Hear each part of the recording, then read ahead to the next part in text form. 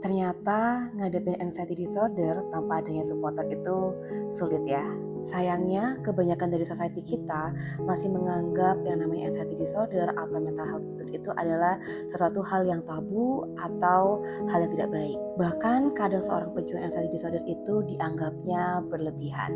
Masih banyak sekali para pejuang anxiety disorder yang ada di sekitar kita masih takut untuk mengungkapkan kondisi ini bahkan kepada keluarga, teman, ataupun pasangannya, karena takut kondisinya tidak akan diterima oleh siapapun. Hal inilah yang membuat para pejuang anxiety disorder semakin overthinking.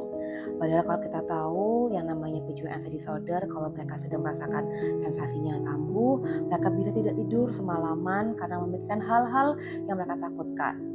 Sebenarnya hal ini kan dipicu tidak hanya dari trigger yang mereka hadapin, tapi juga dari hal-hal seperti omongan orang sekitarnya. Bayangkan para pejuang anxiety disorder ini yang sudah terjebak dengan pikiran takut mereka masih harus menghadapi omongan buruk ataupun judgement yang mereka hadapi. Kita yang awalnya sudah berjuang untuk melawan trigger ini malah bukannya makin tertolong, malah makin tidak punya tempat untuk pulang. Padahal yang kita butuhkan hanyalah sebuah support. Support yang bagaimana sih sebenarnya yang dibutuhkan oleh para pejuang anxiety disorder ini? Support yang dibutuhkan adalah penerimaan. Kita nggak perlu divalidasi, kita tidak perlu untuk disanjung dengan kondisi ini. Yang kita perlukan hanyalah penerimaan. Penerimaan bahwa nggak apa-apa loh kalau kita memang harus menghadapi kondisi anxiety ataupun kondisi yang memang mengharuskan kita untuk mendapatkan penanganan secara profesional.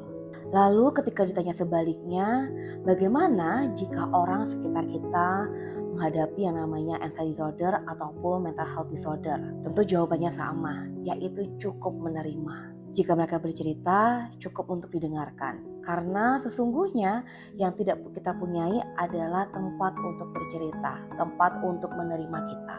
Apalagi di saat anxiety sering muncul, apalagi di fase kondisi kita tidak baik, kita sering drop, sensasi kita rasakan tidak bisa kita kontrol.